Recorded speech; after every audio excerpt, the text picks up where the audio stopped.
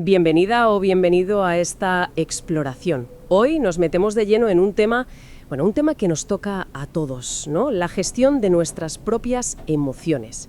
Y para hacerlo vamos a apoyarnos en unos extractos muy interesantes de El arte de regular tus emociones.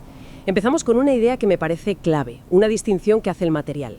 Una cosa es la autoconciencia, ese darte cuenta de qué sientes, ¿no? Estoy enfadada, siento frustración. Y otra cosa muy diferente es la autorregulación emocional, que ya es el paso siguiente. ¿Qué hacemos con eso que sentimos? Es saber gestionar esas emociones, esos impulsos que nos vienen. Exacto. Y es fundamental entender algo que remarca la fuente.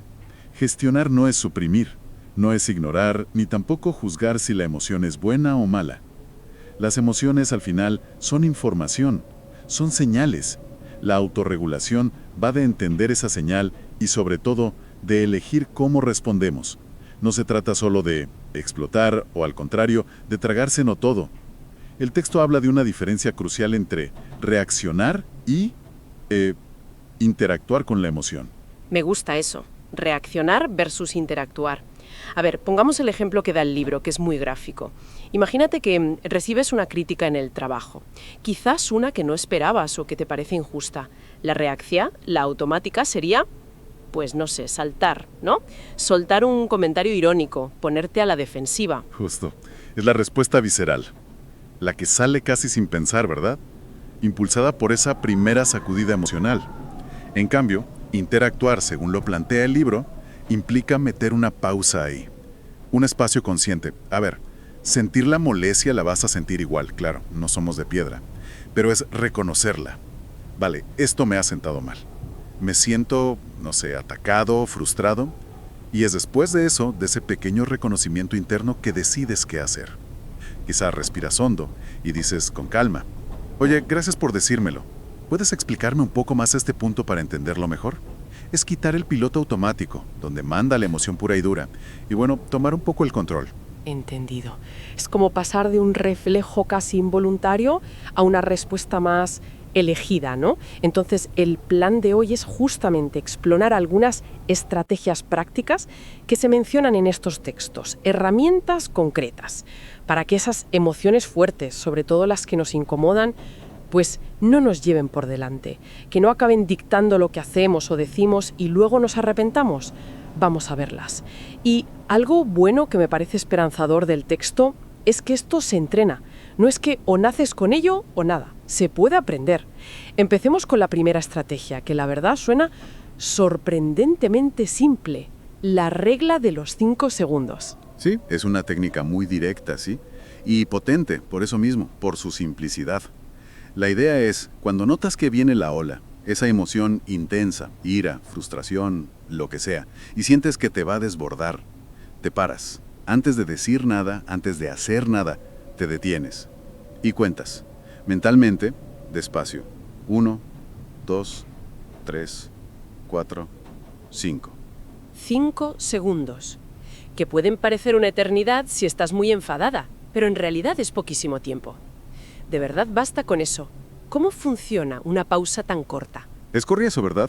Pero lo que sugiere el material es que esa micropausa actúa como un interruptor. Rompe el ciclo automático de la reacción. Piensa que la emoción intensa es como un cortocircuito, que va directo del estímulo a la respuesta impulsiva. Pues esos 5 segundos cortan ese cable, por así decirlo. Le dan un instante, aunque sea mínimo, a la parte más reflexiva del cerebro, el córtex prefrontal. La parte que piensa, digamos. Eso es, la que planifica, la que controla los impulsos, le da tiempo a decir, para un momento, vamos a ver qué pasa aquí antes de lanzar la bomba. Te permite elegir la respuesta en vez de ser simplemente arrastrado por la emoción. Y sí, parece que muchas veces esos pocos segundos son suficientes para que baje un poco la intensidad inicial y puedas pensar con un poquito más de claridad. Qué interesante.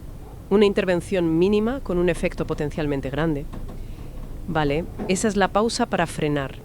La siguiente estrategia que menciona el texto se centra más en calmar la agitación física que sentimos. Los ejercicios de respiración consciente. Esto sí que nos suena más quizás. Sí, es más conocido, pero no por ello menos potente. La respiración es una herramienta increíble porque es de las pocas funciones automáticas del cuerpo que podemos controlar a voluntad. Claro, normalmente no pensamos en respirar, pero podemos hacerlo. Exacto. Y cuando estamos estresados o enfadados, la respiración se acelera, se vuelve superficial. Y eso manda señales de alerta al cerebro, como diciendo, peligro, peligro. Al tomar el control y hacerla más lenta, más profunda, más regular, estamos mandando la señal contraria. Es como decirle al sistema nervioso, tranquilo, ya ha pasado el peligro, puedes desactivar la alarma. Usar el cuerpo para calmar la mente tiene lógica, y el texto describe una técnica específica. La llama técnica del cuadrado o respiración cuadrada. ¿Podemos explicarla un poco? Claro que sí. Se llama así porque te imaginas un cuadrado y cada lado es una fase de la respiración, y todas duran lo mismo. Es muy fácil de recordar. El ciclo es: primero, inspiras aire por la nariz, despacio contando hasta 4. Segundo, aguantas el aire dentro, también contando hasta 4. Tercero, sueltas el aire despacio, por la nariz o la boca, contando otra vez hasta 4. Y cuarto, te quedas sin aire, con los pulmones vacíos, otros 4 segundos. Y vuelta a empezar. Inhalar en 4, sostener 4, exhalar en 4, pausa en 4. Se recomienda repetirlo varias veces, un par de minutos quizá. Y según la fuente, es especialmente útil para bajar la ansiedad o la intensidad de la ira, porque te obliga a concentrarte en el ritmo y te saca del bucle de pensamientos negativos. Me gusta lo del cuadrado, ayuda a visualizarlo. Bien, ya tenemos la pausa para detener y la respiración para calmar. La tercera estrategia que se menciona es reinterpretar la situación. También se llama reestructuración cognitiva. Esto ya suena más mental, ¿no? Más de trabajar con los pensamientos. Efectivamente. Aquí ya entramos en el terreno de cómo construimos nuestra realidad emocional. La idea base, que viene mucho de la terapia cognitiva, es que nuestras emociones no son solo una respuesta directa a lo que pasa afuera. Dependen muchísimo de cómo interpretamos eso que pasa. Claro, la misma situación puede afectar de forma muy distinta a dos personas. Exacto. O a ti misma en momentos diferentes.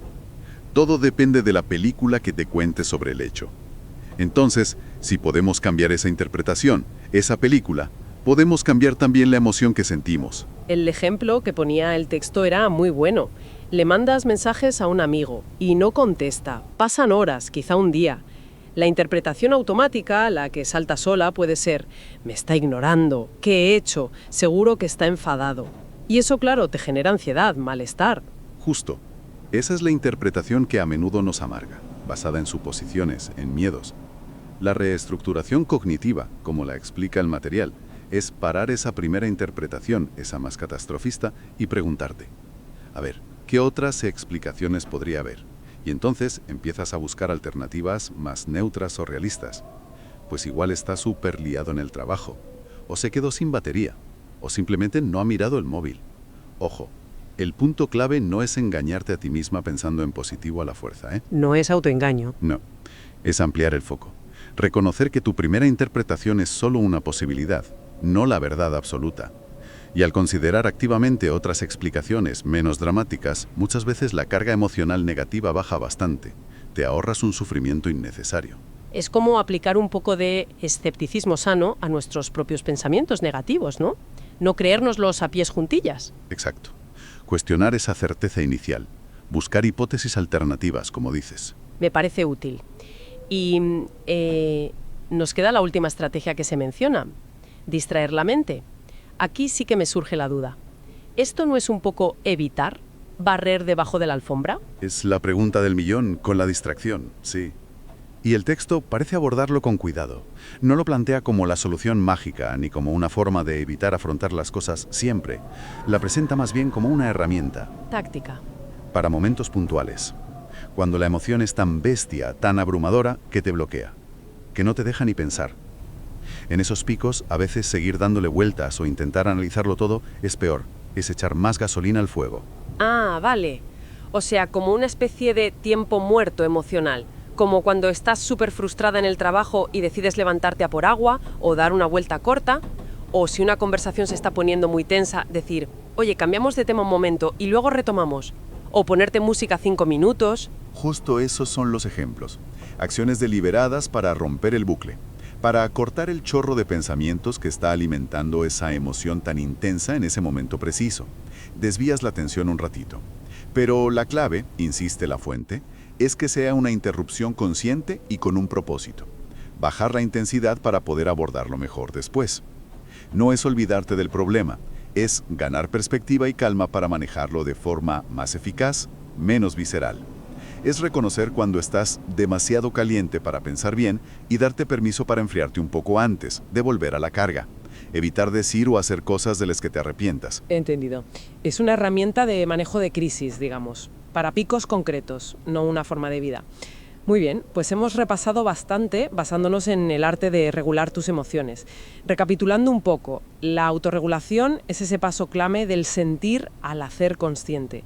Y hemos visto 4 herramientas. La pausa de 5 segundos para cortar el impulso, la respiración consciente para calmar el cuerpo, La reinterpretación cognitiva para ajustar la perspectiva mental. y la distracción estratégica como ese tiempo muerto táctico. Eso es. Y si hubiera que sacar un mensaje central de todo esto, según el texto, yo diría que es la idea de que la autorregulación es un acto de empoderamiento. Nos permite dejar de ser como una hoja que lleva el viento de las emociones, ¿sabes? Reaccionando sin más, y pasar a ser, bueno, como el capitán del barco, que elige un poco más el rumbo de su respuesta. Pasar de la reacción automática a la respuesta elegida. Y fíjate qué curioso cómo las 4 herramientas, aunque diferentes, se complementan, ¿no? La pausa te da el espacio, la respiración calma el cuerpo, la reinterpretación ajusta la mente y la distracción maneja los picos. Sí, es como un pequeño kit de primeros auxilios emocionales. Justo, un kit bastante completo. La comunicación, cómo tomamos decisiones, nuestra capacidad para lidiar con la vida, al fin y al cabo. Dejar de ser un poco marionetas de nuestras emociones para ser gestoras más conscientes. Exacto. Y quizás como reflexión final, para que la gente se quede pensando, más allá de saber que existen estas herramientas, ¿qué pasaría si eligiéramos solo una, la que nos resuene más o la que veamos más necesaria ahora mismo, y nos propusiéramos practicarla, deliberadamente, en una situación concreta del día a día, durante una semana, por ejemplo? Sin esperar milagros, solo con la curiosidad de observar. ¿Qué cambia? Por pequeño que sea. En cómo me siento yo, en cómo va esa situación. ¿Qué efecto tiene ese pequeño acto de elegir conscientemente cómo responder? A lo mejor ahí está la clave, ¿no? En esa práctica constante de la elección.